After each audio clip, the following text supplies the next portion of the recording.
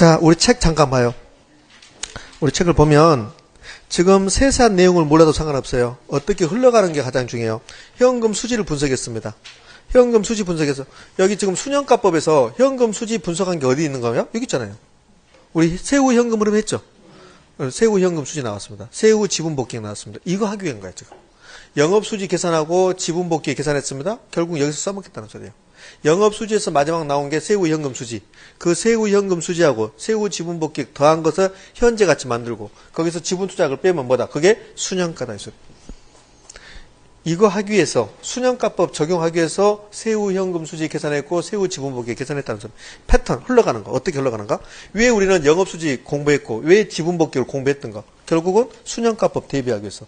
수년가법을 대비했더니 투자 가치가 있다 없다가 판단됐다는 소리입니다. 이해되셨죠? 자, 갑니다. 307페이지 하단부. 할인 현금 수지 분석법. 할인 현금 수지 분석법에는 무슨 방법이 있었어요? 수년가법, 수익성지수법, 내부 수익률법. 그러면서 수년가법 나왔답니다. 넘어가지 마시고 307페이지 그대로 갑니다. 의의가 수년가법이 의의란 소리죠. 저는 수년가법의 의의를 그냥 간단하게 썼잖아요. 우리 책은 수년가법이란 장래 기대되는 세후소득의 현가합. 세후소득이 어디 있습니까? 칠판 보세요. 세후소득이 이거죠. 세후소득이. 저 부동산에 투자한다면 세후, 세금을 낸 다음에 소득은 세후 현금 수지, 영업 수지하고, 영업 소득하고, 그 다음에 세금 낸 다음에 세후 지분 복귀. 이건 뭐예요? 이건 자본 소득이에요. 자본 이득. 맞죠? 이 두 개를 더했다. 세후 소득. 세후 소득의 현가합과 처음에 투자 비용으로 지출된 지분의 현가. 여기 지분 투자액. 지분의 현가가 지분 투자액. 지분 투자액은 나가는 비용은 뒤에 현가란 말을 안 붙여도 상관없죠. 그러니까 현가라고 했습니다. 우리 책은. 현가를 서로 비교하는 것을 말한다. 그랬습니다. 여기 있네. 수년가법이란 수년가를 계산해서 0보다 크거나 같으면 투자 가치가 있다. 근데 이 말을 수년가법이란 투자 대상 부동산으로부터 예상되는 현금 유입액의 현가와 현금 유출의 현가를 비교한다는 소리예요. 맞잖아요. 이 두 개를 비교하는 게 수년가니까. 되셨습니까? 그러니까 수년가법은 제가 칠판에 쓴 것처럼 표현할 수도 있고 수년가법은 현금 유입의 현가와 현금 유출의 현가를 비교해서 투자의 타당성을 분석하겠다. 또는 세후 소득의 현가와 지분 투자의 현가를 비교해서 투자의 타당성을 분석하겠다. 이해됐습니까? 똑같습니다. 이 두 개를 싸잡아서 뭐라 그럴까? 이 두 개를 싸잡아서 뭐라고 불러요? 세후 소득의 현가. 소득의 현가. 이렇게. 예? 자, 됐습니다.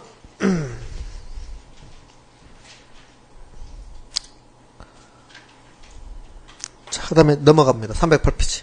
308페이지 가면 수년가의 의미 나왔습니다. 수년가의 의미가 지금 칠판에 있는 2번입니다. 수년제 가치란 현금 유입의 현가 마이너스 현금 유출의 현가. 그 밑에 B번 수년가는 부동산 보유 기간 동안 예상되는 매년 세후 현금 수지의 현재 가치 플러스 부동산의 처분 시 예상되는 세후 지분 복귀의 현재 가치 마이너스 지분 투자액. 여기 있네. 3번에 있네. 됐죠? 됐습니다. 디귿 타당성 분석. 저는 타당성 분석을 수년가의 개념에다 써놨습니다. 거기 이상한 말이 나왔습니다. 상호 독립적인 투자인일 경우, 그 다음에 B번 상호 배타적인 투자인일 경우. 배타적인 투자는 지금 하지 마시고 시험에 잘 나오지도 않습니다. 상호 독립적인 투자만 하는 거예요. 상호 독립적이란 말도 지금 의미는 필요 없고 일단 수년가법이 나오면 NPV가 수년가라는 소리입니다. 수년가가 0보다 크 같으면 투자를 채택하고 투자 가치가 있고 NPV가 수년가가 0보다 작으면 투자를 기각한다. 투자 가치가 없다. 되셨습니까? 그래요? 자, 건너뛰어서 309페이지 갑니다. 309페이지 수익성 지수법. 수익성 지수에 의해 사업기간 중 현금 유입의 현재 가치를 현금 유출의 현재 가치로 나눈 상대적인 지수를 만든다. 상대적 의미 없고 나누다가 중요합니다. 수익성 지수의 계산 나눴네요. 수익성 지수는 현금 유입의 현재 가치를 현금 유출의 현재 가치로 나눴습니까? 그래요. 디귿 타당성 분석. 독립적인 투자인일 경우 B의 상호 배타적이 그거 의미 지금은 알 필요 없습니다. 수익성 지수가 1보다 크거나 같으면 투자를 채택하고 1보다 작으면 투자를 기각한다. 되셨습니까? 예, 됐습니다. 자, 그 밑에 OX, 그 옆에 OX 문제 한번 보고 갑시다. 그 옆에 OX. 수익성 지수란 현금 지출의 현가합에 대한 현금 수입의 현가에 대한 비율을 말하며 수익성 지수가 1보다 크다는 것은 순영가가 0보다는 크다는 것을 의미한다. 됐습니까? 그래요. 그렇게 출제한다는 거. 거기에서 형가란 말이 빠지면 5다 x다. x라는 거 됐습니다. 그 다음에 다시 308페이지로 와서 내부 순위법 갑니다. 이제 내부 순위법 갈 겁니다.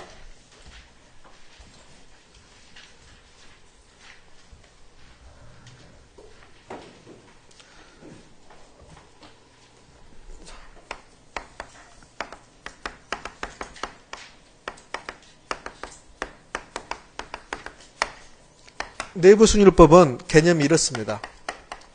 저 부동산에 내부 순위를 산정합니다. 순위?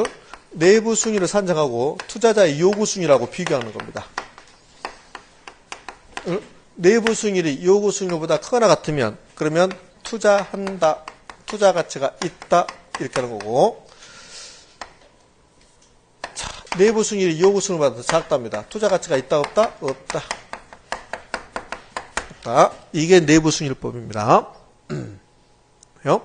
그러면 2번 내부 순위인데, 지금 내부 순위법에서 가장 중요한 말이 뭘까요?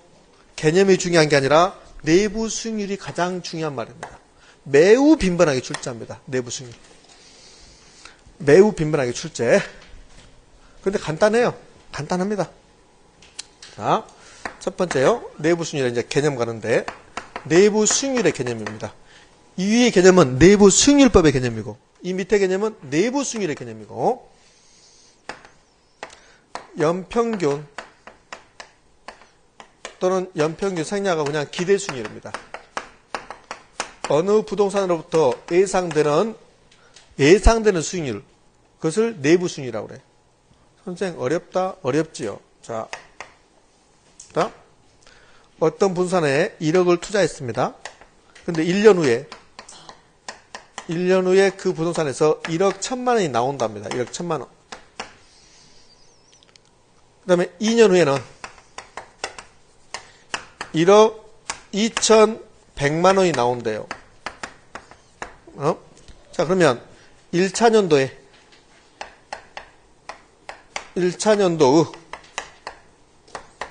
후 기대 수익률을 구합니다. 기대 수익률은 예상되는 수익과 예상되는 지출을 비교하는 거야. 그냥 우리가 알고 있는 수익률이 기대 수익률이야. 그러면 이 부동산에 얼마가 투입돼요? 1억이 투입됩니다. 1년 동안 얼마 벌어요? 1,000만 원 법니다. 1억이 투입돼서 1억 1,000만 원 됐으면 1,000만 원 버는 거죠. 곱하기 100. 몇 퍼센트? 10%가 기대되는 수익률입니다. 이번에 2차 연도 갑니다. 2차 연도에 기대 수익률을 갑니다. 2차 연도에서는 얼마가 투입됐어요? 1억 1,000만 원이 투입된 거예요. 2차 연도는 1억 1,000만 원. 1억 1,000만 원이 투입됐습니다. 1억 1,000만 원이 투입돼서 2차 연도에는 얼마를 벌어줄 걸 예상돼요? 1,100만 원 벌어주는 거야. 왜? 1억 1,000만 원이 투입돼서 1년 후에 1억 2,100만 원이 됐다는 소리는 1,100만 원 번다는 소리입니다. 그러면 1,100만 원이야. 곱하기 100을 합니다. 수익률 몇 퍼센트? 10%. 그러면 이 부동산은 연평균 기대되는 수익률이 몇 퍼센트예요? 10%. 그 연평균 기대 수익률을 내부 수익률이라고 그래요. 내부 수익률. 그러니까 내부 수익률이란 말은 이러한 부동산이 있으면 이 부동산 내부적으로 달성될 걸로 기대되는 수익률, 그것을 내부 수익률이라고 그래요. 그냥 개념 모르겠다. 그냥 그러면 기대 수익률이라고 하면 돼. 기대 수익률. 자, 그런데 이 개념 연평균 기대 수익률 한 번도 시험에 나오지 않았습니다. 왜요? 내부 수익률의 개념이 가장 시험에 잘 나와. 내부 수익률법은 그냥 내부 수익률의 개념만 쭉 나왔어요. 그 다음에 24회 때 계산 문제 한번 나오고. 그러니까 계속 내부 수익률의 개념만 물어봤어요. 이해만 물어봤어요. 내부 수익률법에서는. 물론 이 내부 수익률법에서 내부 수익률은 첫 번째 개념 아셔야 돼요. 계속 개념만 물어봐. 두 번째는 계산할 수 있어야 돼요. 그러니까 패턴이 똑같아. 수년가법, 수익성지수법, 내부 수익률법 패턴이 똑같아. 수년가법에서 수년제 같이 이론적으로 개념 알아야 되고 계산할 수 있어야 되고, 수익성지수도 마찬가지입니다. 수익성지수도 첫 번째 이론적으로 개념 아셔야 돼. 개념. 수익성지수가 뭐냐? 이게 개념이라고. 개념. 그 다음에 계산할 수 있어야 돼요. 이것밖에 안 물어봐. 이것밖에. 얘도 마찬가지입니다. 개념하고 계산. 내부 수익률. 그러면 개념은 내부 수익률은 연평균 기대 수익률입니다. 얘가 한 번도 시험에 안 나온다죠. 선생님 개념이 가장 중요하다며. 내부 수익률은 이 자체가 몇 번 나왔는지 굉장히 많이 나왔어요. 근데 계산 문제 딱 한 번이야. 그럼 계속 이거나 말이에요. 개념만. 개념인데 얘는 한 번도 안 나와. 그럼 뭐라는 소리야 도대체. 내부 수익률의 개념이 연평균 기대 수익률이라고 했는데 얘는 한 번도 안 나오고 다른 개념이 나온다는 소리입니다. 자, 잘 하셔야 돼요. 이거 이렇게 해볼래요? 내부 수익률은 연평균 기대 수익률인데 이렇게 하지 말고 이렇게 봅시다. 만약에 if가 만약이에요. 맞죠? 네. 만약에 조항조에 만약에 수년가 산정합니다. 수년가하고 수익성 지수를 산정해요. 지수 산정합니다. 그러면 수년가하고 수익성 지수를 산정할 때 할인율은 뭐예요? 요구 수익률. 할인율 요구 수익률인데 요구 수익률이란 말이에요. 그런데요. 수년가하고 수익성 지수를 산정할 때 할인율을 할인율을 내부 수익률을 해봅시다 이 소리예요. 수익률로 하자. 다시 여기서 헷갈릴 수 있어요. 수년가하고 수익성 지수 산정할 때, 얘 산정할 때 할인율은 뭐예요? 할인율은 요구 수익률이죠. 할인율은 요구 수익률인데 이 요구 수익률 하지 말자는 소리예요. 요구 수익률 하지 말고 할인율을 내부 수익률로 하자 이 소리야. 그러면 어떤 일이 발생하는가? 이해되셨죠? 아무것도 아니라니까요. 봐요. 수년가하고 수익성 지수를 산정할 때는 할인율은 뭐라고요? 요구 수익률이란 말이에요. 그런데 요구 수익률을 쓰지 말고 이 부동산의 내부 수익률로 한번 해보자는 소리예요. 자, 이 다음 부동산이 있답니다. 이 부동산의 현금 흐름. 취득하는 시점에서 1억이 나가요. 근데 1년 후에 1억 1,000만 원 예상돼요. 이 부동산의 요구 수익률이 이 부동산의 투자액에서 투자자의 요구 수익률이 8%래요. 8%. 그러면 이 부동산의 수년가를 산정해서 이 부동산의 수년가가 0보다 크거나 같으면 투자 가치가 있는 거죠. 수년가법으로 이 부동산의 수익성 지수를 산정해서 이 부동산의 수익성 지수가 1보다 크거나 같으면 투자 가치가 있는 거죠. 그러면 이 부동산을 수년가법으로 투자의 타당성을 분석하려면 수년가를 구해야 돼. 수년가 구할 때 할인율은 뭐라고? 요구 수익률 8% 한다는 소리야. 그런데 그렇게 하지 말고 수년가를 구할 때 내부 수익률로 한번 해보자는 소리야. 이 말이. 그러면 이 부동산의 내부 수익률은 몇 %가 봐요? 부동산의 내부 수익률. 내부 수익률은 몇 %가 될까? 10%지. 왜? 1억을 투자해서 1,000만 원 벌 거니까 1년 동안. 곱하기 100을 해서 10%라는 소리야. 그러면 이 부동산에 수년가를 산정할 때 8%로 할인해야 돼. 8%로. 그런데 10%로 한번 해보자는 소리야. 이해됩니까? 그래요? 좋아요. 자, 이번에는 1번 수년가를 구해봐요. 아니다. 미안합니다. 이 부동산의 현금 유입액의 현가를 구해봅시다. 현가. 그럼 현금 유입액은 얼마일까? 이 부동산의 현금 유입액은 얼마예요? 1억 1,000만 원이야. 이게 현금 유입액이야. 그럼 현금 유입액은 1억 1,000만 원이라고. 얘를 현재가치 만들 때 할인율로 나눠주는 거야. 할인율. 그러면 1 플러스 여기 할인율이라고 할인율. 이 할인율은 뭐가 들어가야 돼? 요구 수익률이 들어가야 되는데 내부 수익률을 해보자는 소리야. 그럼 내부 수익률 몇 퍼센트? 10%. 0.1 이렇게 되는 거라고. 이게 현금 유입의 현가야. 자, 이번에는 현금 유출액의 현가는 얼마야? 이 부동산의 현금 유출액의 현가 1억이지 1억. 나가는 돈은 현재가치 1억. 1억이야 1억. 현금 유입의 현가 계산해 보세요. 1억이잖아. 1억 1,000만 원을 1.1로 나누니까. 그럼 이거 뭐예요? 1억이야. 그럼 같아진다고. 다시요. 자, 수년가하고 수익성 지수를 구할 때 할인율은 뭐예요? 요구 수익률이야. 그런데 내부 수익률의 개념을 우리가 알기 위해서 수년가나 수익성 지수를 산정할 때 내부 수익률로 할인해보자는 소리야. 그러면 내부 수익률로 할인하면 반드시 그 부동산의 현금 유입의 현가와 현금 유출의 현가가 같아져 버려요. 이해됩니까? 여기 원래 뭐가 들어가야 돼요? 8%가 들어가야 돼. 8%가. 여기 순현가 구하고 수익성 지수를 구할 때는 8%로 할인하는 거라고. 8%. 그런데 여기서는 내부 수익률의 개념을 도출하기 위해서 순현가와 수익성 지수를 산정할 때 내부 수익률로 해보자는 소리입니다. 지금. 그렇게 하면 반드시 현금 유입의 현가와 현금 유출의 현가는 같아지게 돼 있어요. 반드시 그래요. 그러면 현금 유입의 현가와 현금 유출의 현가가 같아졌대요. 이게 같아졌대요. 그럼 순현가는 몇이 되는 거야? 자, 이 부동산에 순현가를 구해봐요. 순현가. 순현가는 몇이요? 0이야, 0. 두 개 같아지면 1억에서 1억 빼잖아요. 그럼 0이지. 3번. 이 부동산의 수익성 지수는 몇이 돼요? 오케이, 1이 된다고, 1이. 이렇게 되는 거야. 그럼 결론이 이렇게 되는 거야. 다시요.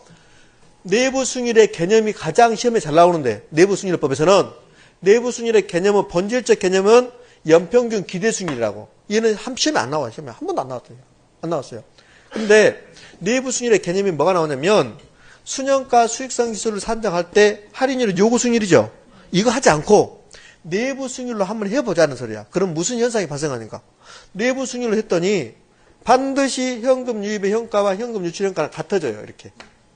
같아지고 순현가는 몇이 되고 0이 되고 수익성 지수는 몇이 되고 1이 되고 현금 유입의 현가와 현금 유출의 현가가 같다. 얘가 20억이고 얘도 20억이라는 소리야. 빼면 몇이 되고 0이 되고 나누면 몇이 되고 1이 되고. 이해됩니까? 그러면 다시요. 여기 현금 유입의 현가를 구할 때 내부 수익률로 하는 겁니까? 요구 수익률로 하는 겁니까? 요구 수익률로 하는 거지. 요구 수익률로. 이걸로 하는 거야. 근데 내부 수익률로 하면 무슨 현상이 발생해? 같아진다는 소리야. 이해됩니까? 원래 여기 현금 유입의 현가 구할 때는 요구 수익률로 할인하고 순현가 수익성 지수 구할 때 다 요구 수익률로 할인하죠. 그런데 내부 수익률로 하면 무슨 현상이 발생하느냐 봤더니 현금 유입의 현가와 현금 유출 현가가 같아지고 그러면 순현가는 0이 되고 수익성 지수는 몇이 되고 1이 되고 됐죠? 그러면 이제부터는 내부 수익률을 이렇게 명칭해도 되죠. 내부 수익률은 연평균 기대 수익률인데 그렇게 표현하지 말고 내부 수익률은 현금 유입의 현가와 현금 유출 현가를 같게 만들어버리는 할인율이고 순현가를 0으로 만들고 수익성 지수를 몇으로 만들고 1로 만드는 할인율이다. 그 세 가지가 한 7, 8번 나온다는 소리야. 우리 시험에 이해됩니까? 그러니까 여러분들 내부 수익률이 뭐예요? 그러면 여러분 머릿속에는 현금 유입의 현가와 현금 유출의 현가를 같게 만드는 할인율이고 순현가를 몇으로? 0으로 수익성 지수를 몇으로? 1로 만드는 할인율입니다. 그걸 기억하시라는 소리예요. 되셨죠? 빨리 끝낸다 해도 대답도 없고 이렇게 같게 만드는 할인율. 그걸 뭐라 한다? 내부 수익률이라고 합니다. 내부 수익률. 그럼 내부 수익률 써드릴게요. 내부 수익률을. 내부 수익률이란 첫 번째 현금 유입액의 현가 이꼬르 현금 유출액 현가. 현금 유출액 현가를 다른 말로 뭐라고 불러요? 투자 비용. 2번 순현가. 순현가는 몇으로? 0으로. 3번 수익성 지수는 몇으로? 1로. 이렇게 만들어버리는 뭐다? 할인율. 그를 뭐라 한다? 내부 수익률이라고 한다. 다시. 내부 수익률이란 현금 유입의 현가와 현금 유출의 현가를 같게 만드는 할인율. 순현가를 0으로 만드는 할인율. 수익성 지수를 몇으로 만드는 할인율? 1로 만드는 할인율. 좀 어려울 수 있습니다. 그럼 질문해 볼게요. 그러면 내부 수익률하고 요구 수익률이 똑같대. 내부 수익률하고 요구 수익률이 똑같으면 그럼 순현가는 몇일까? 0.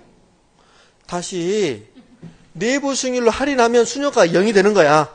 맞죠? 그런데 요구 수익률하고 내부 수익률이 똑같으면 그러면 순현가 몇이요? 0. 수익성 지수는 몇이고? 1이고 현금 유입 현가와 현금 유출 현가는 같고 되셨죠? 자, 정리. 내부 수익률법은 투자 대상 부동산의 내부 수익률을 구하고 투자자의 요구 수익률하고 비교해서 투자의 타당성을 분석하는 방법인데 그런데 내부 수익률이 요구 수익률보다 크거나 같으면 투자 가치가 있다라고 하고 요구 수익률이 더 크면 투자 가치가 없다. 되셨죠?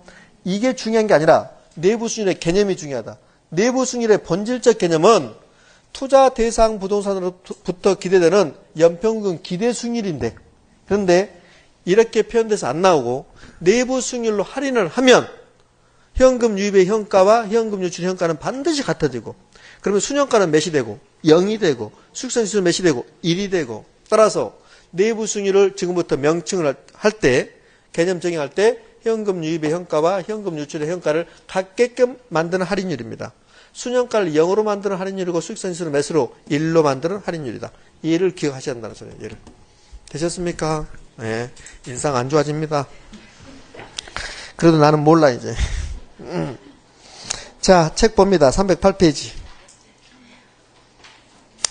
308페이지 니은 내부 수익률의 의미 나왔습니다. A. 내부 수익률은 예상되는 현금 유입의 현가와 현금 유출 현가를 서로 같게 만드는 할인율이다. B. 내부 수익률은 순현가를 0으로 만드는 할인율이다. C. 내부 수익률은 수익성 지수를 1로 만드는 할인율을 의미한다. A, B, C가 칠판에 있는 빨간 거 쫙 사이드에 있는 거. 미안합니다. 이쪽 분에게. 미안해요. 저 사이드 갔습니다. 원래 제가 저 사이드 잘 안 쓰는데 마음이 넓은 사람인데 이상하게 저리 갔네. 그러면 우리 책에 있는 A, B, C를 묶어서 매우 중요하다고 해야지. 별표 3개.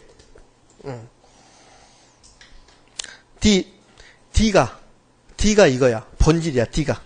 D가 연평균 기대수익이라는 소리야. 볼래요?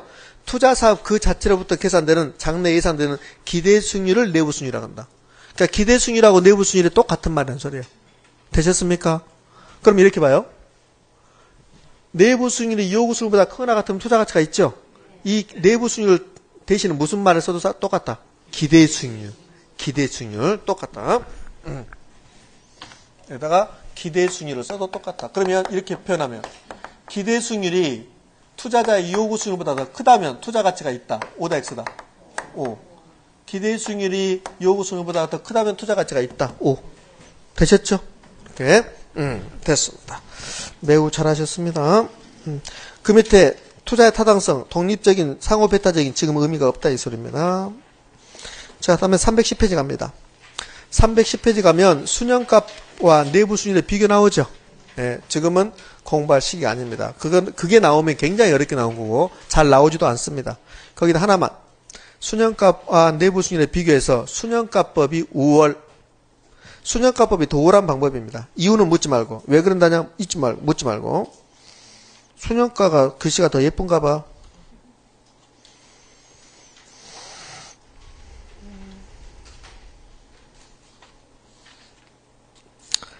자, 됐습니다. 그럼 이제 우리 투자 분석 기법 하는데요. 화폐의 시한가치를 고려하는 방법. 화폐의 시한가치를 고려하는 방법. 첫 번째 순현가법, 두 번째는 뭐? 수익성 지수법, 네 번째는요. 세 번째는 내부 수익률법. 그 다음에 연평균 순현가법, 그 다음에 현가 해수계산법. 연평균 순현가법과 현가 해수계산법 시험에 안 나오니까 이름만 알 것. 그러면 화폐 시한가치를 고려하는 방법 다 끝났죠? 예, 계산 문제만 남은 거야. 계산 문제만. 다 끝났고, 계산 문제하고 지엽적인 거 남았습니다. 큰 틀은 끝났습니다. 그 다음에 312페이지 가면 어림셈법 남았죠? 어림셈법. 지금부터 이제 어림셈법 설명할 겁니다. 그 어림셈법은, 제가 칠판에 써주면 거기 여백에다 쓰시기 바랍니다. 이렇게 놓으면 어림셈법을 잘못 쓴 게 아니라 일목요연하게 눈에 들어오지 않습니다. 우리 책에 따라 해버리면. 그래서 지금 칠판에 제가 써드리면 그걸 옆에 기입하셨다가 그걸 계속 여러분 보셔야 됩니다. 어림셈법, 화폐 시한가치 고려한다, 안 한다? 안 한다. 안 한다. 그 어림이란 소리가 대충이란 소리예요. 어림셈법. 어림 잡아서 세마다 그렇게 들어보셨죠? 이게 어림셈법입니다. 화폐 시한가치를 고려해야 된다. 여기는 두 가지가 있습니다. 승수하고 수익률이 있습니다. 자, 사례. 부동산 가격 10억입니다. 부동산 가격이 10억이면 총 투자액도 얼마입니까? 10억이죠. 그런데 이 부동산의 순용업 소득이 연간 1억이랍니다. 1억이 있습니다. 그럼 여기서 알 수 있는 거, 이 부동산의 부산의 순용수 1억입니다. 자본 회수기간, 의미. 투자액이 얼마입니까? 10억이죠. 이 10억이라는 자본을 1년에 1억씩 벌어서 회수하는 기간은 몇 년? 10년. 얘를 승수라고 그래, 승수. 얘를 승수라고 한다고.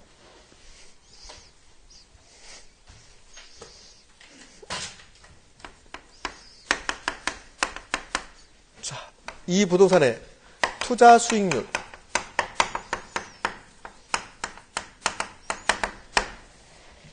얼마 투입? 10억 투입, 1억 벌었죠? 곱하기 100, 몇 퍼센트? 10%. 10% 수익률. 그 다음에 승수. 승수는 10 나오죠? 10인데, 어떻게 10이 나오냐면, 10억을 1억으로 나눈 거야. 그러면 10 나온다. 이렇게. 그럼 유심히 봐봐요. 이 투자 수익률은 어떻게 계산됐냐면 이렇게 됐어요. 수익률은 수익, 소득을 투자액으로 나눈 거야. 투자액 얼마? 10억. 소득 얼마? 1억. 승수를 유심히 봐요. 승수를 봅니다. 승수는 위에가 투자액입니까? 밑에가 투자액입니까? 소득입니까? 소득. 위에는 뭐요? 투자액. 분자 분모 바뀌는 게 역수입니까? 그렇죠. 그러면 여기 승수하고 수익률은 역수관계 있는 거야. 이 두 개는 무슨 관계? 역수관계. 역수. 이렇게. 역수. 자, 승수 갑니다. 승수는 뭘 의미해요? 자본 회수기한 의미예요. 회수기한 의미입니다. 그러면 승수가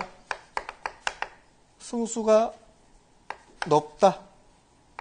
자본 회수기간은 길다. 이거는 길다를 의미해요. 자, 됐습니다. 이게 첫 번째 승수하고 수익률에서 여러분 알아야 될 거. 승수하고 수익률은 무슨 관계?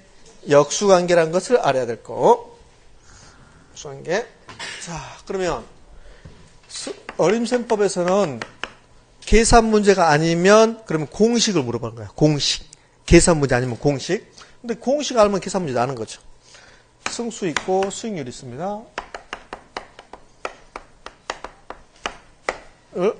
이 두 개는 합계 시간같이 고려한다 안 한다? 안 한다. 승수에 조소득 승수가 있어요. 그러니까 공식을 알아야 돼요, 여러분들. 그 다음에 순소득 승수가 있어요. 순소득 승수, 순영업소득 승수 있습니다. 그 다음에 세 번째, 세전, 현금, 수지 승수가 있어요. 그 다음에 네 번째, 세후, 현금, 수지 승수가 있어요. 자, 조소득 승수. 승수 앞뒷말이 밑으로 가는 거야. 승수에서는 우리 부동산에 결혼해서 승수 5개 나와요. 여기 4개 나왔습니다. 하나는 경제기반 승수라는 게 있는데 그것은 시험에 잘 나오지 않습니다. 거의 안 나와요. 그러면 승수 만들 때 승수 앞뒷말 조소득이죠. 조소득이 이 밑으로 가는 거야. 밑에가 분모입니까? 분자입니까? 분모. 그러니까 조소득 이렇게 하는 거야. 에이 미안합니다. 이렇게 하는 게 아니라 이렇게 조소득.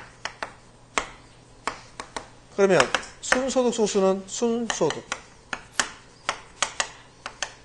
세전현금 승수는 세전현금 수지. 세후현금 수지 승수는 세후현금 수지. 되셨죠? 대답도 안 하고 자기 하고 싶은 대로 하는구만. 엎드려 절 받기 싫어. 대답하지 마세요. 짜증나. 대답하지 마. 여러분들도 대답 안 하고 나도 질문도 안 하고 한번 수업 해봐. 얼마나 무미건조한가 수업이.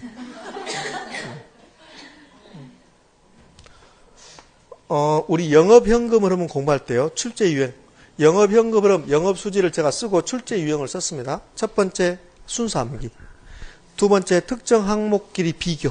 세 번째 특정 항목 계산 시 고려사항. 맞나요? 그 다음에 네 번째 영업 경비. 그게 여기까지 썼어요. 그리고 다섯 번째가 여기다 위에를 썼어요. 소득, 가로 열고, 수지, 가로 닫고, 과 뭐의 비교? 투자액의 비교. 맞나요? 소득은 무슨 투자액? 소득을 끝난 것은 이렇게 쓰고 이쪽에 와서 노란 걸로 4개 했잖아. 노란 걸로 4개. 가능 총소득, 유효 총소득, 순영업 소득. 그래가지고 무슨 투자액? 총 투자액. 밑에 2개는 빨간 걸로 하고 무슨 투자액? 지분 투자액. 그럼 봐요, 여기 소득 봐봐, 소득. 소득으로 끝났죠? 승수 봐봐, 승수. 승수는 소득분의 투자액이죠. 그럼 이 소득으로 끝나는 것은 무슨 투자액? 무슨 투자액? 총투자액. 이게 포인트란 말이에요. 총투자액. 그래서 현금 흐름에서 소득과 투자액 관계를 본 거란 말이에요. 여기도 무슨 투자액? 총투자액. 선생님, 네가 하는 말 난 도저히 알 수가 없다. 나는 그 알 수 없는 것을 모르겠다. 왜 모르는지를 나는 모르겠다. 그렇죠? 자, 그 다음에 세전현금 수지 승수. 수지로 끝나면 무슨 투자액? 지분 투자액. 23회 때, 24회 때 연속적으로 세전현금 수지 승수를 물어보면서 여기다 총투자액을 준단 말이에요. 총투자액. 이해됩니까? 그럼 틀린 말이지. 이해되셨죠? 여기는 무슨 투자액? 지분 투자액. 끝. 이 수식 알고 그 다음에 뭐 하는 거? 계산 문제 풀 수 있는 능력. 그러면 끝이야. 승수는. 그렇게밖에 안 나와요. 자, 그러면 이 수식 알아야 되는데 이 수식에서 포인트는 2개밖에 없어요. 하나는 분자분모 바꿔버린 거. 봐요? 조소득, 승수. 소도 나왔다. 그러면 총투자액이면 되지. 근데 분자분모 바꿔놔. 그런데 총투자액이야. 맞았다? 지금 무슨 말인지 아십니까? 그래, 그러면 안 된다는 소리예요.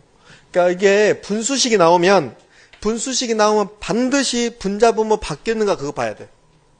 분자분모 바뀌었는가? 그 다음에 안 바뀌었다. 그러면 여기에 총투자액인지 지분투자액인지 확인할 거. 여기 승수 4개에서는 딱 이론적으로 물어보면 2가지밖에 없다. 틀리게 만드는 거. 분자분모 바꿔버리는 거. 그 다음에 총투자액하고 지분투자액을 바꿔 쓰는 거. 그것밖에 없어요. 그러면 순소득 승수 얘를 속이려면 총투자액분의 순소득 이렇게 표현한단 말이에요. 오다 X다. X. 그 다음에 여기 총투자액은 무슨 투자액으로? 지분투자액으로. 그렇게 표현. X. 여기도 마찬가지. 세전현금 수지 승수 틀린 말 만들려면 분자분모 바꿔버린 거. 그 다음에 무슨 투자액? 총투자액. 되셨죠? 그래요. 그런데 이 2개가 같을 수 있죠. 여기 순소득하고 세전현금 수지가 같을 수 있죠? 어느 경우에? 은행돈 없다면. 은행돈 없으면 총투자하고 지분투자가 똑같겠지. 맞잖아요. 은행돈 없다면 총투자하고 지분투자가 똑같겠지. 그럼 은행에서 차입이 없다면 순소득 승수하고 세전현금 수지 승수가 똑같지. 이해됩니까? 그렇지. 네? 아무것도 아니야. 아무것도 눈만 크게 뜨면 다 맞출 수 있는 거야. 근데 시험장 가면 또 집중력 발휘한다고 눈을 쫙 시험장 가서 집중력 발휘할 때 눈을 크게 뜨는 게 집중력 발휘하는 거지. 이렇게 보면 안 보여. 뭐요? 되셨죠? 더 이상 나올 게 없어요. 그 다음에 특히 여기 순소득 승수를 자본 회수 기간이라고 그래. 다 자본 회수 기간인데 얘를 특히 자본 회수 기간이라고 합니다. 자, 여러분들 화폐의 시한가치를 고려하지 않는 방법이 1번이 뭐였어요? 화폐의 시한가치를 고려하지 않는 방법이 1번 단순 회수기간법. 여기 있네. 회수기간 여기 있잖아. 회수기간. 이게 단순 회수기간법. 그러니까 이 말이야. 이 문제 보면 야 투자액은 10억이다. 1년에 1억씩 번다. 그러면 회수하는 기간은 몇 년이냐? 10년. 10년. 그게 회수기간이야. 회수기간. 되셨죠? 화폐의 시한가치 뭐 고려하지 않아요. 그러니까 사실 이렇게 된 거잖아요. 이런 거예요. 봐봐. 이 분산 있으면 이 분산은 이렇게 있으면 얘가 지금 마이너스 10억이라고. 그래서 10년 동안 1억씩 벌어주는 거야. 1억씩. 그러면 이 1억씩을 10년 벌면 이거 다 회수하는 거죠. 근데 이 1억은 미래에 들어올 돈이야. 미래에 들어올 돈. 그러니까 얘는 화폐 시한가치 고려한다 안 한다? 안 하잖아요. 근데 이럴 수 있어. 야 1억 벌어주는데 지금 벌어준다면 얼마냐? 9천 벌어주는 거야. 너는 지금 벌어주는 얼마야? 8천 벌어주는 거야. 이렇게 해서 자본 회수기간을 구한다 이게 봐요. 그럼 화폐 시한가치 고려하는 거죠. 이걸 현가 회수기간법이라고 해요. 현가 회수기간법. 근데 화폐 시한가치를 고려하지 않고 1억씩 벌어주니까 10년 걸렸다. 그게 단순 해수기간법. 이걸 현재같이 만들어서 해수기간 산정한다. 그게 현가 해수기간법. 단순 해수기간법은 한 3번 정도 나와요. 우리 시험에. 근데 현가 해수기간법은 시험에 나오지 않습니다. 한 번도 나오지 않았다. 이 소리입니다. 자, 됐습니다. 이제 역수 관계 있는 거. 이게 두 개 역수. 이렇게 역수, 이렇게 역수, 이렇게 역수입니다. 수익률하고 승수는 무슨 관계 있다? 역수 관계 있다. 역수입니다. 자, 그러면 저소득 승수의 역수가 총자산 회전율입니다. 총자산 회전율. 총자산 회전율은 화폐 시한 가치를 고려하는가 고려하지 않는가를 잘 물어봐요. 고려한다 안 한다? 안 한다. 여기 분수식은 제가 쓸 필요 없죠. 분자분 바꾸니까. 그 다음에 순소득 승수의 역수는 종합자본 한원율입니다. 종합 또는 종합 생략하고 자본 한원율인데 자본도 생략합니다. 한원율 이랬습니다. 순소득 승수는 잘 들어보세요. 순소득 승수는 순소득에 대한 총투자액의 비율로서 자본 회수기간이라고도 표현하고 종합자본 한원율의 역수이다. 다시 순소득 승수는 순소득에 대한 총투자액의 비율로서 자본 회수기간이라고도 표현하고 이는 종합자본 한원율의 역수이다. O다 X다. O. 그걸 기억하셔야 돼요. 지금 제가 하는 말. 다.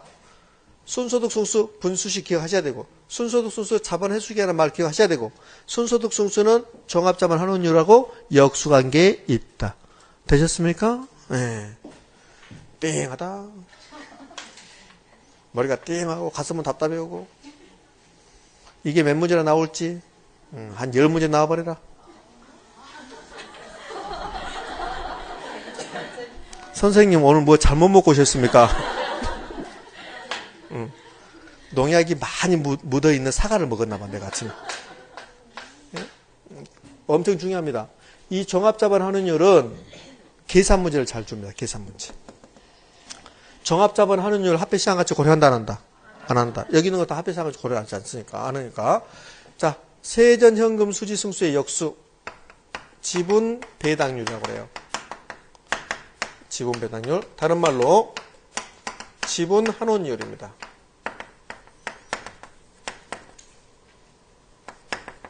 지분 한원율.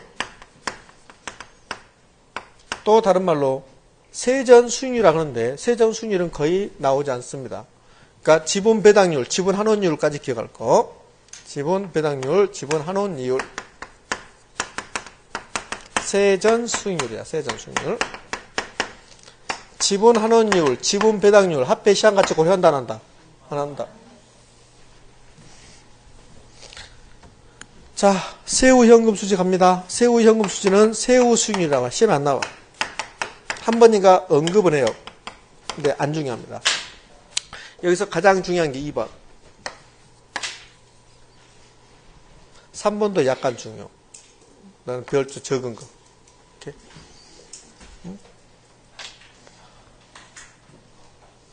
이걸 기억하셔야 돼요. 우리 책은 이런 표를 만들어 놨으면 좋을 텐데 표가 없습니다. 그러니까 좀 여러분이 힘들어. 이 표를 기억하는 거예요. 이거. 간단합니다. 그래요? 여기 승수는 다 알잖아요. 승수는. 그러면 이거 공부하는 방법. 승수 다 알고 승수 만들 수 있죠. 그 다음에 총자산 회전율과 저소득 승수가 역수관계 있다. 그것만 기억하시면 돼요. 총자산 회전율 수식은 필요 없잖아. 왜? 총자산 회전율 수식이 나오면 분자부분 바꾸면 되잖아. 맞잖아요. 저소득 승수와 총자산 회전율이 역수관계에 있다. 그런데 우리는 저소득 승수를 알잖아요. 분수식을.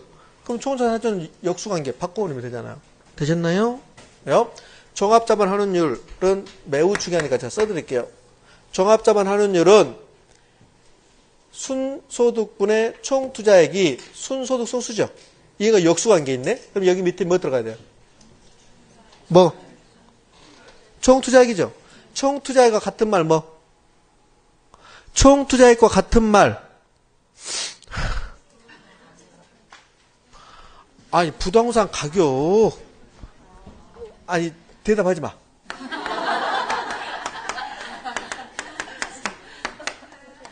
자, 부동산 가격하고 총투자하고 같은 말이에요. 네, 같은 말. 자, 그러면 자 다시. 여기 종합자본 한원율은 순소득 순수하고 역수관계 있죠. 그럼 여기 밑에 뭐 쓸래요? 총투자액이죠? 총투자액. 총투자액과 같은 말. 부동산 가격. 그걸 내가 요구한 거야. 그거를. 근데 여기 종합자본 환원율은 총투자액이라고 쓰지 않고 부동산 가격이라고 써요. 똑같은 말인데. 부동산 가격. 부동산 가격. 그럼 뭐 이거? 순용업소득.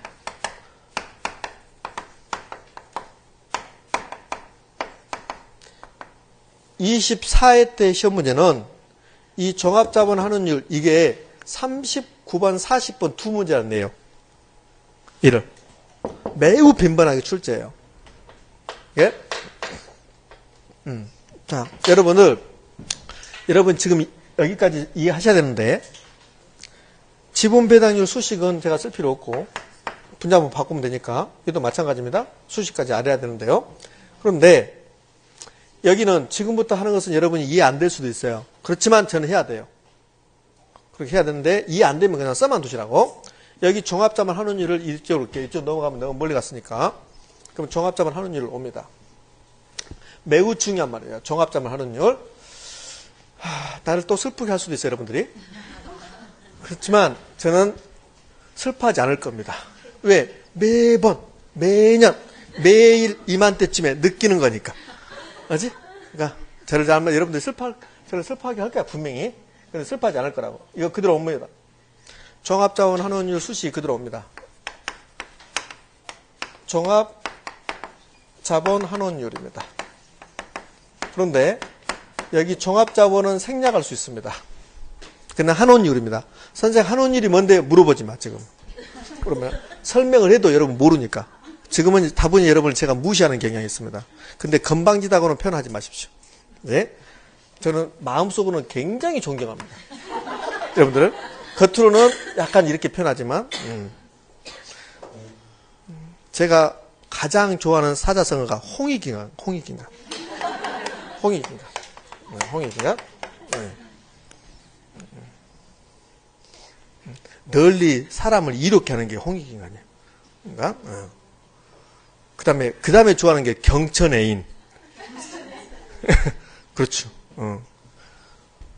자, 그러면 이 종합환원율의 수식 봅시다. 부동산 가격분의 뭐야 여기 순영업소득입니다.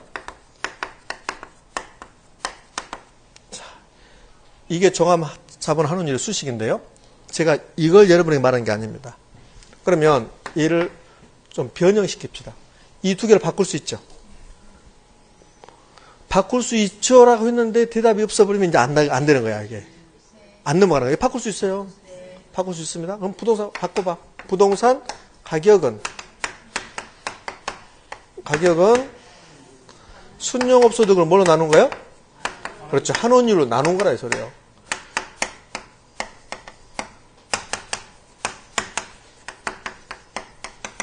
이렇게. 그러면 위에 수식하고 밑에 수식이 똑같은 거란 말이에요. 똑같은 거. 자, 그러면 어떤 부동산에 순영업소득이 1억이었답니다. 1억. 그 부동산의 환원율은 10%랍니다. 그러면 그 부동산의 가격은 얼마일까? 10억. 이게 10억입니다. 지금 우리 뭐 하고 있냐면 부동산의 가격 구하고 있는 겁니다. 자, 이런 거야. 이러한 부동산이 있는데 이 부동산에 순영업소득이 얼마였냐면 1억이었대요. 근데 환원율은 10%래요. 선생님 환원율이 뭔데 그냥 이자율 정도 생각해. 이자율 정도. 이자율? 그래요? 1억인데 환원율이 10%래요. 그러면 그 부동산 가격은 얼마다? 10억이다. 지금 부동산 가격 구하는 거죠. 부동산 가격 구하는 것을 감정평가라고 그래. 그러면 이 위에 있는 것은 종합자본 환원율의 공식이고 이 밑에 있는 것은 감정평가 부동산의 가격을 구하는 공식이야. 근데 부동산의 가격을 구하는 공식은 구하는 방식은 이런 게 있어요. 원가법이 있고 거래사례 비교법이 있고 수익환원법이 있고 공시지가 기준법도 있었어요. 안 들어봤다고 뭐 곤란하죠. 그거 들어봤습니다? 어디서 들어봤을까? 장소를 이야기하지 말고 진도를 이야기하시. 진도. 부동산의 가격을 구하는 방법은 원가법, 거래사례 비교법, 공시지가 기준법, 수익환원법이 있다. 들어보셨죠? 그 다음에 영가이수도 들어봤어요. 영가이수. 그 0과 예수에서 수가 수익환원법이야. 이게 지금 수익환원법이라고. 수익환원법. 수익환원법의 공식이야. 오늘 개인이 왔어. 오기 싫었어. 수익환원법. 얘도 직접법이라고. 자, 그렇죠. 여러분들이 이해하든 모르든 나는 해야 된다고. 왜? 이걸 두 번째 할 때는 얼추 이해돼.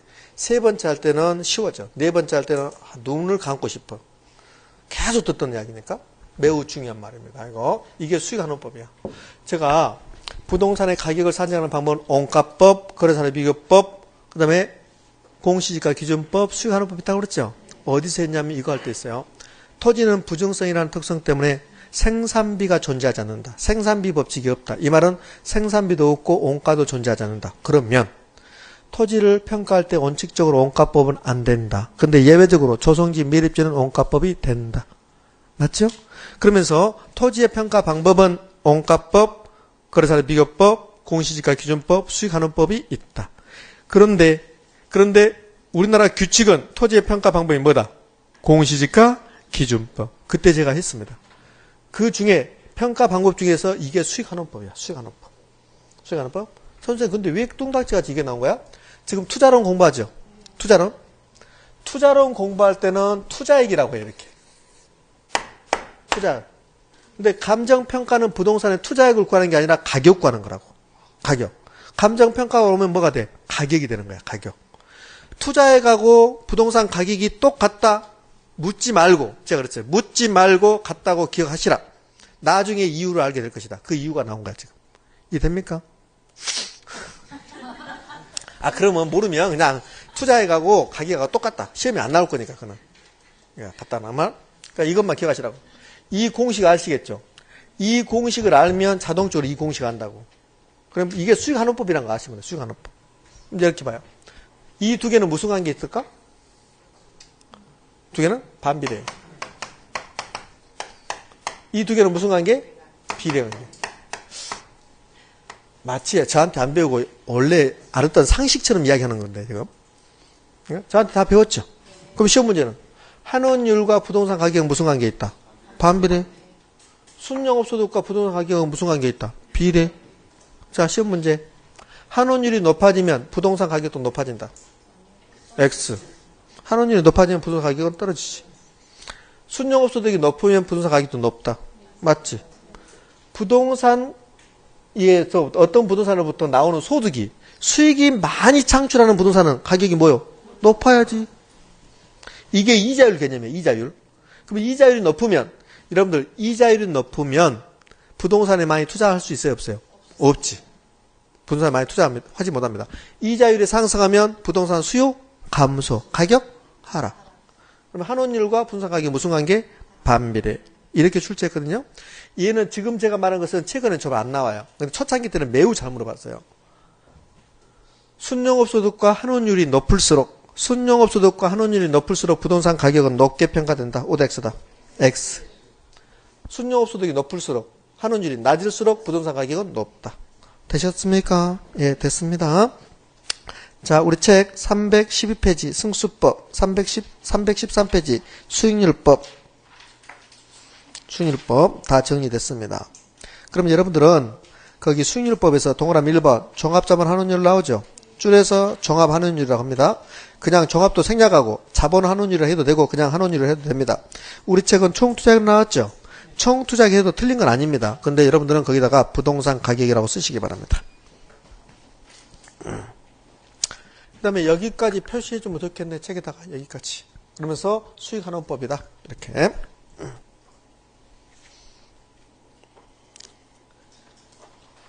자, 그 다음에 OX 하나만 갑니다. 313페이지 OX. 313페이지 OX를 가면, 그럼 두 번째 OX. 지분 배당률이란 총 투자액에서 세전 현금 수지가 차지하는 비율이다. 이렇게 나왔습니다. 여기 볼래요? 지분 배당률 어디 있습니까? 여기 있네. 지분 배당률. 지분 배당률 자체가 지분이란 소리거든?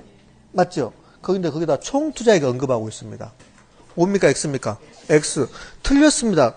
나는 틀린 말입니다. 라고 말하고 있는데 거기다 동그라미 쳐 또 옳은 말이라고. 지금 무슨 말 이해됩니까? 그렇지.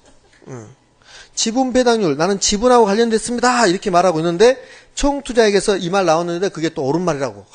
그래. 참 쉬운 말 같다. 좋은 말 같다. 옳은 말. 그렇게 하는 거야. 그러니까 이게 안 되면 민법에서 잘 맞아야지. 민법 129조. 민법. 129조는 뭐예요? 민법 129조가 뭐예요? 몰라요? 자신있게 몰라요구나? 대리권 소멸 후의 표현들이. 126조는? 126조 권한을 넣는 표현들이. 125조는요? 대리권 수요 표시한 표현들이. 그죠? 민법 시간인가? 자, 그 다음에 그 위에 갑니다. 그 위에 OX. 자본 환원율은 화폐의 시장 가치를 고려하지 않는다. 맞습니까? 그렇지. 여기 자본 환원율 있네. 자본 환원율. 여기 있는 거 어림셈법, 승수법, 순일법은 화폐의 시장 가치를 고려한다 안 한다? 안 한다. 그것도 필요 없잖아. 그것도 필요 없고 5가지 들어간다 안 들어간다? 안 들어가잖아요. 수년가, 수익성지수, 내부 수익률, 연평균 수년가, 현가 해수기간법 거기 안 들어가잖아. 그럼 화폐 시장 가치를 고려한다 안 한다? 안 한다. 됐습니다. 자, 넘어가 봅니다. 넘어가면 314페이지에 비율 분석법 나오죠. 거기 이제 다 안 할 거예요. 거기는 비율 분석법에서 대부비율하고 부채비율은 같은 말 다른 말 다른 말이란 거 기억하시고. 자, 그렇게 해서 이게는 정리합니다. 나중에 알게 돼. 거기 315페이지 총부채 상환비율 나왔습니까? 총부채 상환비율은 나 금융론에 진짜 다 하게 되는 겁니다. 자, 넘어가면 316페이지 부채 감당률 나왔나요? 부채 감당률은 저하고 했죠. 지난 시간 했잖아요. 안 했나? 자, 됐어. 자, 그러면 우리 투자 분석 끝났고 다시 앞으로 갑니다. 선생님 이제 앞으로 가서 어디 하는데 281페이지 가봐요. 281페이지 가면 잔금 비율 나왔습니까? 네, 잔금 비율. 그 잔금 비율에 2번 저당 대부액 중 미상환된 원금을 잔금이라 하고 원금 중 잔금이 차지하는 비율을 잔금 비율이라 한다 이렇게 나왔습니다. 그러면 여러분 여기서 뭘 기억하시냐면 이거 공부하는 게 아니에요 지금. 이거는 그 논리적으로 따져봐야 되니까 지금 안 돼요. 잔금 비율이 나오면 연금의 현가계수를 통해서 계산한다. 그거 기억하실 거. 거기다 쓰시라고. 연금의 현가계수를 사용한다. 부동산에 결혼해서 잔자 나오면 다 연금의 현가계수를 통해서 계산하는 겁니다. 연금의 현가계수를 통해서 계산한다. 그거 써두시고. 미상한 저당 잔금 비율 뭘 통해서 계산한다고요? 연금의 현가계수를 통해서 계산합니다. 매우 중요한 말입니다. 매우 빈번하게 출제했었어요. 근데 요즘 좀 뜸하고 있습니다. 그 옆에 OX 갑시다.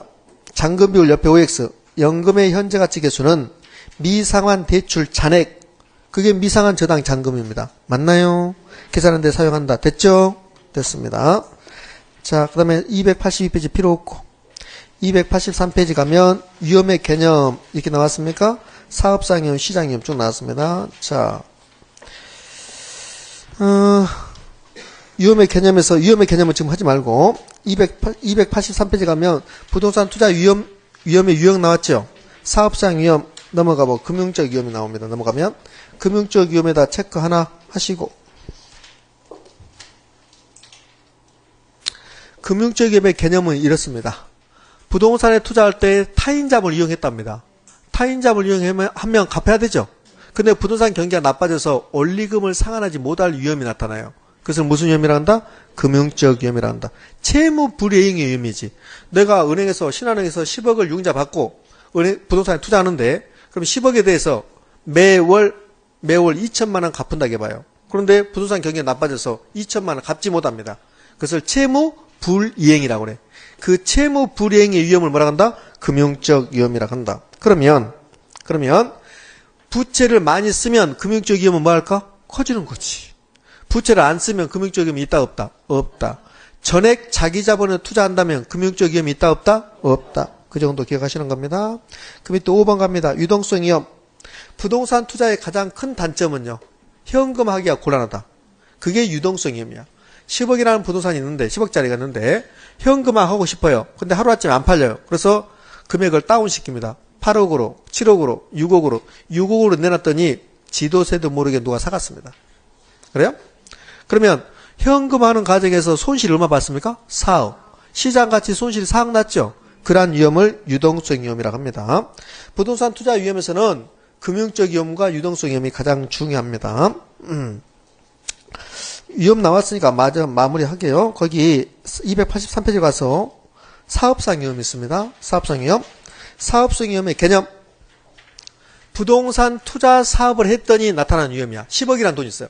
10억이라는 돈이 있으면 이 10억 은행에다 예금해봐요. 은행에다 예금하면 나는 아무것도 안 하면 이자만 얻어먹을 수 있어요. 이자만? 그런데 부동산 투자 사업을 했습니다. 부동산 투자 사업을 하면 그러면 여러 가지 위험이 나와. 부동산 시장 상황이 나빠져. 해운대의 부동산 시장이 나빠지면 그 부동산으로부터 예상되는 수익은 떨어지겠죠. 그 위험을 사업상 위험 중에서 시장 위험이라고 그래. 그러니까 사업상 위험은 부동산 사업을 하면 나타나는 위험들. 그것을 사업상 위험이래. 10억이라는 돈을 은행에다 예금했습니다. 그럼 부동산 사업을 하지 않았죠. 그때는 위험이 있다 없다? 없다. 그런데 사업상 위험은 부동산 투자 사업을 했더니 나타나는 위험. 부동산 시장 상황이 나빠지면 수익이 떨어지는 거죠. 그러한 위험을 시장 위험이라고 그래. 그 다음에 운영 위험은 필요 이상으로 운영 경비가 너무 많이 들어가는 거야. 그러니까 경영을 잘못하고 있는 거야. 그럼 수익이 떨어지겠네. 그러한 위험을 운영 위험이라고 그래. 운영 위험. 자, 그 다음에 위치적 위험이 있습니다. 284페이지 위치적 위험. 위치적 위험은 입지 선정을 잘못한 거야. 해운대구에 투자해 들었는데 북구에다 투자했습니다. 그래서 위치 선정, 입지 선정을 잘못했습니다. 그럼 부동산은 못 움직이잖아. 못 움직이니까 입지 선정을 잘못하면 수익이 떨어질 위험이 있어요. 그것을 무슨 위험이라고 한다? 위치적 위험이라고 한다. 그것을 부동산 투자 위험이라고 합니다. 285페이지 23회 때 기출됐던 문제를 집에 가서 풀어보시고요. 자, 285페이지 가면 기대 수익률 종류라고 기대 수익률 나왔습니다. 넘어가 볼래요? 286페이지에 기대 수익률과 요구 수익률 관계 나왔습니다. 됐습니까? 자, 거기까지만 오늘 수업을 할 거예요. 거기까지만 간단히 끝나요. 끝납니다. 금방 끝나니까 걱정하지 마시고. 핸드폰 보세요. 얼마인가? 몇 시인가 지금? 내가 칠판에 내가 할 때 핸드폰 보고 그러시잖아. 기대 수익률, 예상 수익률인데요. 자, 기대 수익률. 기대 수익률이 무엇인가는 시험에 나오지 않습니다. 걱정하지 마시고. 기대 수익률이 있고, 그 다음에 요구 수익률이 있습니다. 요구 수익률의 개념은 제가 설명했을 건데, 기대 수익률은 이게 내부 수익률이라고 그랬죠. 예상 수익률이요. 예상 수익률입니다. 요구 수익률은 투자하기 위해서 충족돼야 될 최소한의 수익률.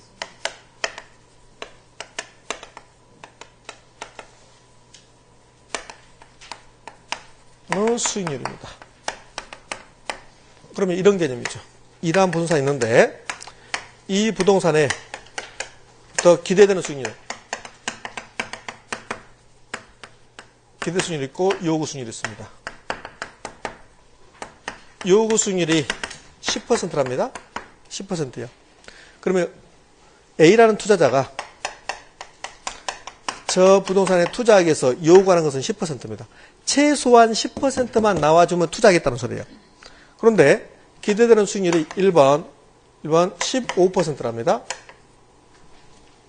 이랬습니다. 투자한다 안 한다? 한다. 자, 2번 10%랍니다. 똑같습니다. 투자한다 안 한다? 한다. 3번 얘가 8%다. 기대 수익률이. 요구 수익률이 더 크죠? 투자한다 안 한다? 안 한다. 이 두 개는 투자 가치가 있다. 여기는 투자 가치 있다 없다? 없다. 자, 마지막. 그러면 두 개의 관계를 지금부터 볼 건데요.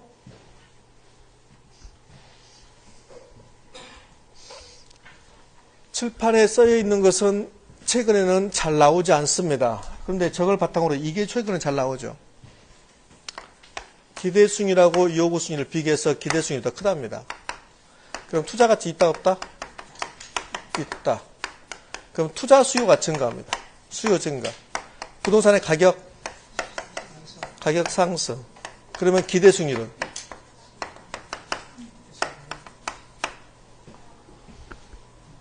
어떤 부동산의 가격이 올라가면 기대 수익률은요? 올라간 것처럼 꼭 느껴져요. 꼭 올라간 것처럼 떨어집니다. 떨어져서 요구 수익률이랑 같아지는 겁니다. 꼭 그렇게 느껴지니까 시험에 잘 나오는 거야. 꼭 기대 수익률이 높아질 거로 생각돼요. 선생님 왜 그런데요? 자, 볼래요? 어떤 부동산 가격이 10억이었습니다. 그때 기대 수익이 1억이랍니다.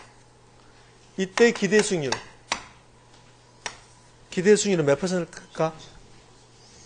기대 수익률은요, 10%입니다. 10%. 10억을 투자해서 1억이 기대되니까 10%. 맞죠? 10%입니다. 그런데 부동산 가격이 20억으로 올라갔다 해봐요.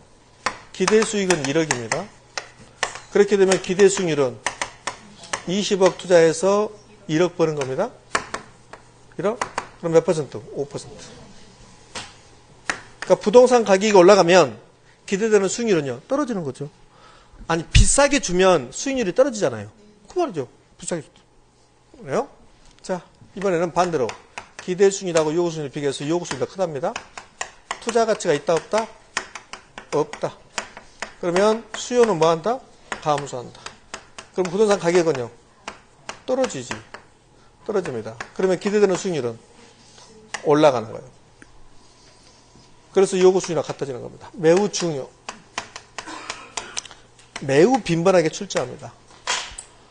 우리 생각하고 반대로 가는 거야. 그러니까 자주 출제하는 겁니다. 되셨죠? 예. 선생님, 그게 어딨네? 286페이지 가운데 핵심 정리. 되셨습니까? 네. 자, 됐습니다. 오늘은 여기까지 할 겁니다. 제가 생각했던 것보다는 한 30분 늦어졌네. 다음 주는 다 끝내야 되니까. 뒤에 많이 남았죠? 나오는데, 근데 가운데, 거기 개발 이런 건 하지 않아요. 이번 순서 하지 않습니다. 그 다음에 금융론은 굉장히 분량이 많아. 근데 제하고 할 내용은 얼마 안 돼요. 7월달 이후에 해야 될 내용이 많아요. 금융론은. 그래서 다음 주 되면 평가 이론에서 선택해서 하고, 그럼 다음 주부터는 다 끝날 수 있습니다. 조금 미진하지만. 자, 됐습니다. 오늘은 여기까지 하고, 여러분들 설 잘 보내시고, 그 다음에 여유가 된다면 그동안 배웠던 거, 여기는 기출문제 있죠? 기출문제 한 번 더 풀어보시기 바랍니다. 되셨습니까? 예. 자, 오늘은 여기까지 정리하도록 합니다. 자, 다음 주에 뵙도록 할게요. 자, 수고하셨습니다. 예.